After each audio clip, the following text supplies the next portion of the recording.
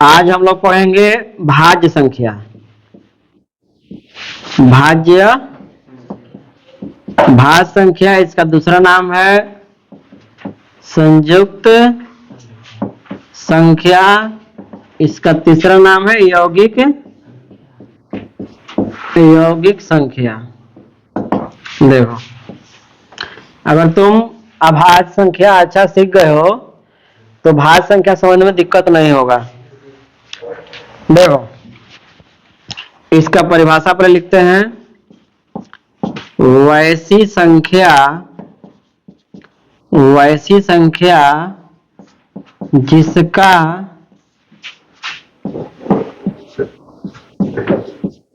गुणनखंड 2 से अधिक होता है। वैसी संख्या जिसका गुणनखंड 2 से अधिक होता है उसे भाज्य संख्या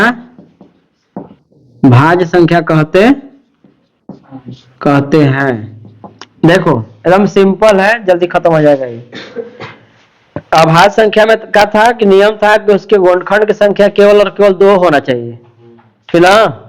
लिखो मत, समझो। देखो, अभाज्य संख्या में क्या था कि वैसी संख्या जिसका गुणनखंड केवल और केवल 2 हो, उसे अभाज्य संख्या कहते हैं। भाज्य संख्या में क्या है कि वैसी संख्या जिसका गुणनखंड 2 से अधिक हो। कितना अधिक हो मतलब नहीं है, बस 2 से अधिक होना चाहिए। जैसे देखो, 1 2 3 4 5 6, 1 का गुणनखंड 1 होगा। ये सब फास्ट कर रहे हैं क्योंकि उसमें बता चुके हैं सब। 2 का गुणनखंड 1 और 2 होगा। 3 का गुणनखंड 1 और 3 होगा। 2 नहीं 3 ना। 4 का गुणनखंड 1 2 4। इधर देखो सोहेल, इस पर ध्यान दो, बाद में लिख लेना। 4 का होगा 1 2 4, 5 का होगा 1 और 5, 6 का होगा 1 2 3 6। ये फास्ट लिख रहे हैं काहे कि ये बता चुके हैं। अब देखो क्या बोल रहा है कि वैसी संख्या जिसका गुणनखंड 2 से तो ये तो होगा नहीं क्योंकि 1 है। ये 2 को है, नहीं होगा। ये भी 2 को है, नहीं होगा। ये वाला 2 से अधिक है, यानी 3 को है तो 2 से अधिक बोल लेंगे ना। तो ये हमारा भाज्य संख्या है। ये भाज्य संख्या नहीं है क्योंकि ये जो है 2 को है। ये हमारा भाज्य संख्या होगा क्योंकि 2 से। तो बताओ इसमें क्या समझना है, कुछ है? अगर तो भाज्य संख्या समझ गए तो इसको समझने में कोई दिक्कतें नहीं है। बस इतना एक स्टेप याद रखना है कि इसमें 2 से अधिक होगा और अभाज्य में केवल 2 ही होगा। ठीक ना? जिसकी गुणनखंड की संख्या 2 को होगा उससे अभाज्य, अगर 2 से ज्यादा होगा तो भाज्य। बुझा गया ना? तो इसमें अब ज्यादा समझाने की हमको जरूरत नहीं लग रहा है। बोलो, दिक्कत है? कोई भी नंबर रहेगा उसका गुणनखंड पता करो, 2 से अधिक हो रहा है तो वो भाज्य है। आप बताओ 10 जो है भाज्य होगा? 10 भाज्य होगा ना? 10 भाज्य होगा क्योंकि 10 का गुणनखंड 1 2 5 10 होगा ना। तो यहाँ 2 से क्या हो रहा है, अधिक हो रहा है। 10 का गुणनखंड 1 है 2 है 5 है 10 है, तो यहाँ भाज्य संख्या होगा क्योंकि इसका गुणनखंड 2 से क्या हो रहा है, 2 से अधिक हो रहा है। 12 का बात करेंगे तो 12 का 1 होगा 2 होगा 3 होगा 4 होगा 6 होगा 12 होगा। ठीक ना? 1 2 3 4 6, अब तो नहीं ना होगा। तो इसका गुणनखंड 2 से क्या हो रहा है, ये भी है।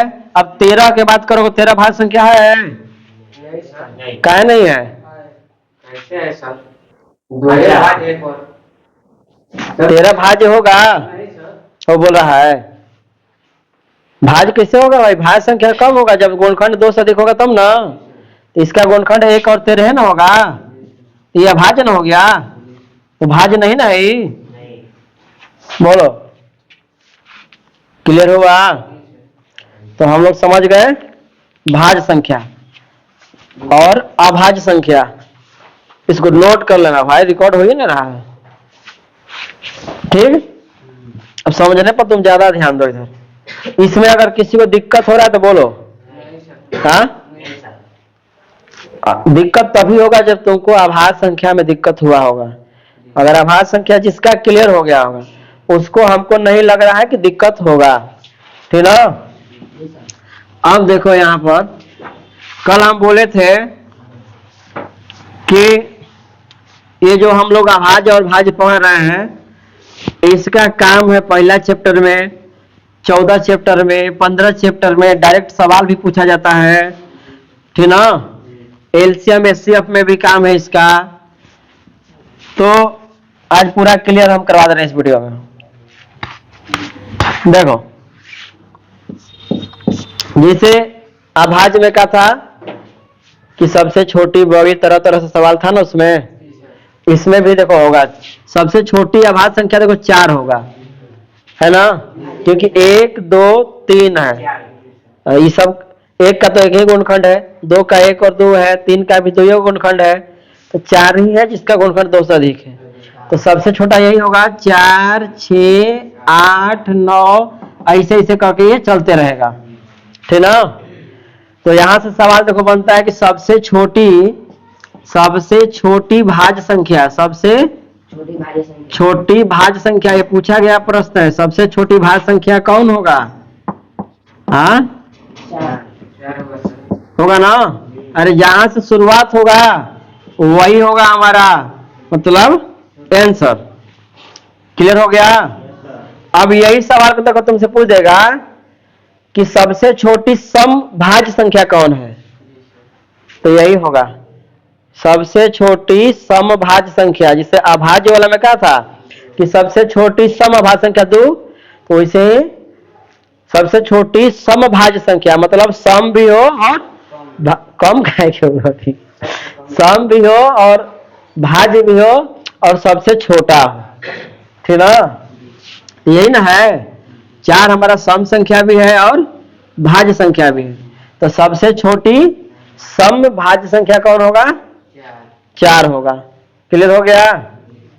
अब यही में से सवाल तुमको पूछ देगा कि निम्नलिखित में से कौन भाज्य संख्या है। ऑप्शन दे देगा, मान लो ऐसे सवाल दिया रहेगा, निम्नलिखित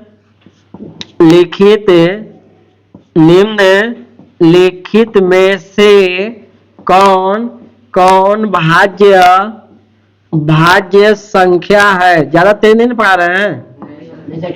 निम्नलिखित में से कौन भाज्य संख्या है। अब ऑप्शन ए में मान लो 12 है, बी में है 14, सी में है 18 और डी में है सभी। तो जल्दी से बताओ इसका आंसर कौन होगा?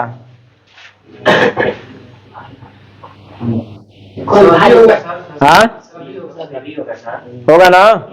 ये 12 के 14 के 18 के सबका गुणनखंड की संख्या 2 से अधिक होगा ना। तो इसका सही जवाब कौन होगा? ऑप्शन नंबर डी यानी सभी। तो इस तरह से मान लो सवाल पूछा जाएगा परीक्षा में।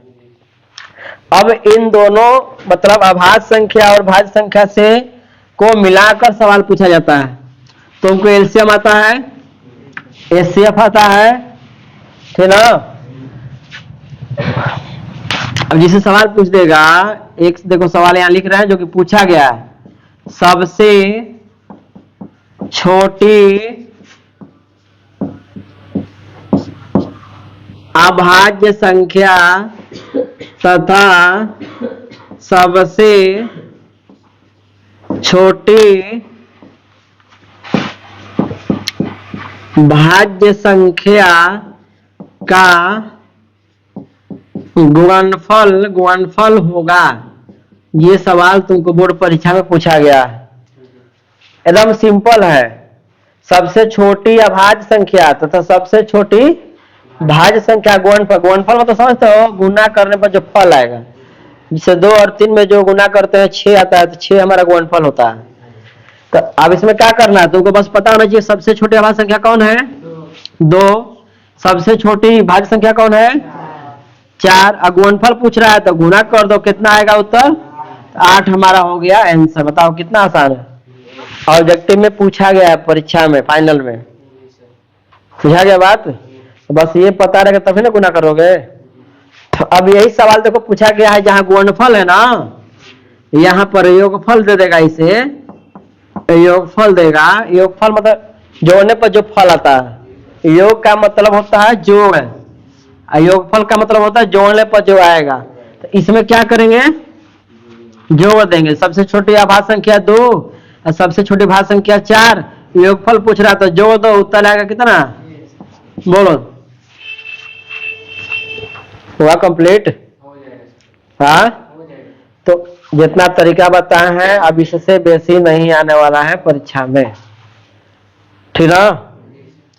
हाँ, इसी चीज को घुमा फिरा के मतलब तुमको पूछा जाएगा बस। तो तुमको कॉन्सेप्ट क्लियर होना चाहिए, बाकी कोई अच्छा नहीं है।